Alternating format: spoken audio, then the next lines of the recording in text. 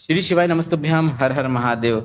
27 सितंबर नासिक नंदगांव में चल रही शिव महापुराण कथा के दूसरे दिन की कथा आज पूर्ण हो गई है। यह 7 दिवसीय शिव महापुराण कथा है जो कि 26 सितंबर से 2 अक्टूबर तक आस्था और यूट्यूब के माध्यम से दोपहर के 1 बजे से 4 बजे तक देखी जा सकती है। आज की कथा बहुत अधिक रोचक पत्रों के साथ साथ उपयोगी जानकारियों से भरपूर थी। साथ ही आज की कथा में गुरु जी ने श्राद्ध पक्ष में पितृपक्ष में किए जाने वाले 2 विशेष उपायों की जानकारी दी है। साथ ही गुरु जी ने एक ऐसा उपाय बताया है जिसे सिर्फ और सिर्फ श्राद्ध शिवरात्रि में करना होता है। इन तीनों उपायों को गुरु जी ने आज के पहले कोई वर्णन नहीं किया था, तो तीनों उपाय नए हैं।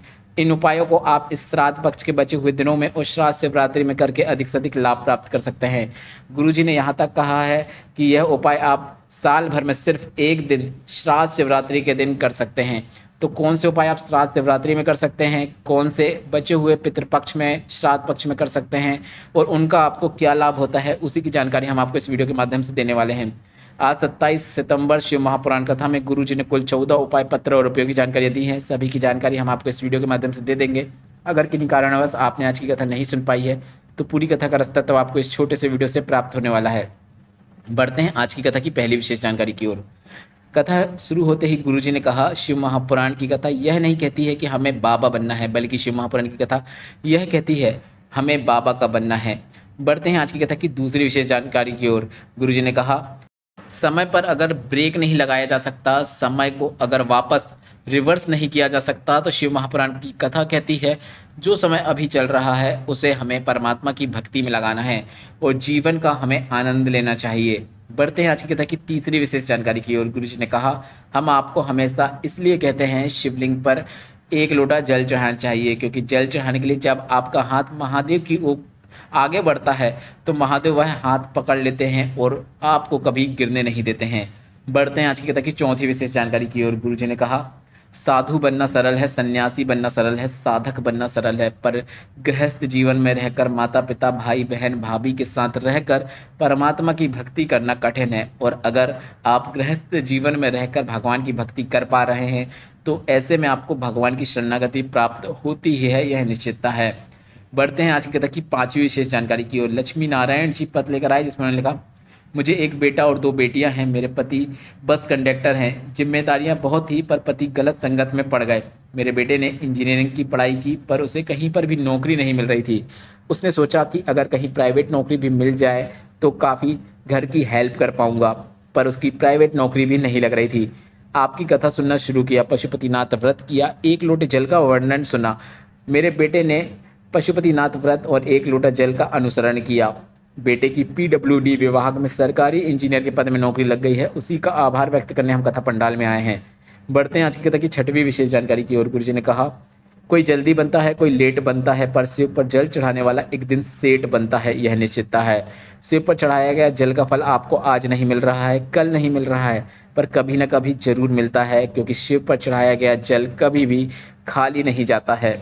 बढ़ते हैं आज की कथा की 7वीं विशेष जानकारी की ओर। गुरु जी ने कहा, पितृपक्ष में श्राद्ध पक्ष में अगर हम पार्थिव शिवलिंग का निर्माण करते हैं तो पार्थिव शिवलिंग का निर्माण करते समय हमारे मन में जो भी कामनाएं होती हैं, जो भी इच्छाएं होती हैं, वह पार्थिव शिवलिंग का निर्माण करते करते ही भोलेनाथ पूर्ण कर देते हैं। भोलेनाथ पार्थिव शिवलिंग के निर्माण के समय आपकी सभी बातों को सुनते हैं और आपकी कामनाएं पूर्ण होना शुरू हो जाती हैं। बढ़ते हैं आज की कथा की 8वीं विशेष जानकारी की ओर।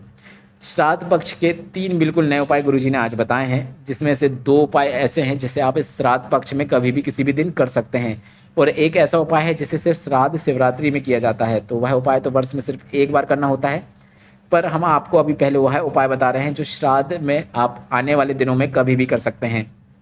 जिनका विवाह नहीं हो रहा है श्राद्ध पक्ष में, उन्हें बिल्कुल नया उपाय करना है। अच्छा रिश्ता नहीं आ रहा है, मंगल विवाह के लिए, अच्छे रिश्ते की प्राप्ति के लिए आपको यह उपाय करना है। आपको अपने सीधे हाथ की एक उंगली में घी लगा लेना है, घृत लगा लेना है। घृत से तात्पर्य है देसी गाय के घी से। आपको अपने हाथ की एक उंगली में घी लगा लेना है और इसी उंगली का उपयोग करते हुए शिवलिंग में घी का लेपन करना है। लेपन करने के बाद आपको वही उंगली पीवरी का नाम लेते हुए माता अशोक सुंदरी के स्थान पर स्पर्श करा देनी है। जब आप शिवलिंग में उस एक उंगली से घी का लेपन कर देंगे, उसके बाद आपको वह उंगली पीवरी का नाम लेते हुए माता अशोक सुंदरी के स्थान पर स्पर्श करा देना है। गुरुजी ने कहा यह उपाय आप इस श्राद्ध पक्ष के आने वाले किसी भी दिन में कर सकते हैं। श्राद्ध शिवरात्रि में करेंगे तो काफ़ी अच्छी बात है। अगले श्राद्ध के पहले आपका विवाह हो जाता है, यह निश्चितता है। बढ़ते हैं आज की कथा की 9वीं विशेष जानकारी की ओर। आज गुरुजी ने सिर्फ और सिर्फ श्राद्ध शिवरात्रि में करने वाले बिल्कुल नए उपाय की जानकारी दी। गुरुजी ने कहा 30 सितंबर को आपको यह उपाय करना है और यह उपाय हर कभी नहीं किया जा सकता, क्योंकि यह सिर्फ और सिर्फ श्राद्ध शिवरात्रि का उपाय है। अगर संतान नहीं है तो संतान प्राप्ति के लिए आपको यह उपाय करना है। आपको शिवलिंग में घृत का लेपन करना है, मतलब आपको शिवलिंग पर घी लगाना है, घी का लेपन करना है। घृत का लेपन करने के बाद आपको शिवलिंग पर एक कलश जल अर्पित कर देना है। शिवलिंग पर एक कलश जल अर्पित करने के बाद थोड़ा सा जल आपको प्राप्त कर लेना है और उस जल का आचमन पति और पत्नी को कर लेना है। संतान सुख होकर ही रहता है, यह निश्चितता है। बढ़ते हैं आज की कथा की 10वीं विशेष जानकारी की ओर। गुरुजी ने कहा जो बेटा बेटी नौकरी इंटरव्यू में बैठने वाले हैं या उसका प्रयास कर रहे हैं तो उन्हें अपनी पढ़ाई चौगुनी करना शुरू कर देना है और साथ ही साथ इस श्राद्ध पक्ष में एक नया और आसान उपाय करना है। गुरुजी ने कहा वर्ष भर आप नौकरी प्राप्ति के लिए इंटरव्यू में जाने से पहले बेलपत्र की बीच वाली पत्ती में शहद लगाते हुए उस बेलपत्र को शिवलिंग पर चिपकाते हुए जाते थे, पर श्राद्ध पक्ष में आपको बेलपत्र की बीच वाली पत्ती में घृत का लेपन मतलब घी का लेपन करना है, घी लगाना है बेलपत्र के बीच वाली पत्ती में और वह बेलपत्र को आपको शिवलिंग पे अर्पित कर देना है। बेलपत्र को शिवलिंग पे आपको इस प्रकार से अर्पित करना है कि बेलपत्र की डंडी की दिशा उत्तर दिशा की ओर हो। गुरुजी ने कहा साथ ही आपको कर्म करना है, साथ ही भोलेनाथ पर विश्वास रखना है, आपको सफलता निश्चित देखने को मिलेगी। बढ़ते हैं आज की कथा की 11वीं विशेष जानकारी की ओर। गुरुजी ने एक पत्र पढ़ा जिसमें लिखा था मेरी शादी के 29 साल हो गए थे, मुझे संतान का सुख नहीं था। शिव महापुराण कथा का अनुसरण किया, पशुपतिनाथ व्रत किया, सफ़ेद आंकड़े की जड़ का प्रयोग किया, बाबा की कृपा से संतान प्राप्ति हुई है, उसी का आभार व्यक्त करने हम कथा पंडाल में आए हैं। बढ़ते हैं आज की कथा की 12वीं विशेष जानकारी की ओर। गुरुजी ने कहा अगर आपने अपने बड़ों का आदर करना शुरू कर दिया है, सत्कार करना शुरू कर दिया है, सम्मान करना शुरू कर दिया है तो दुनिया में इतना सामर्थ्य नहीं है, किसी में भी इतना सामर्थ्य नहीं है कि आपको क्षति पहुँचा सके।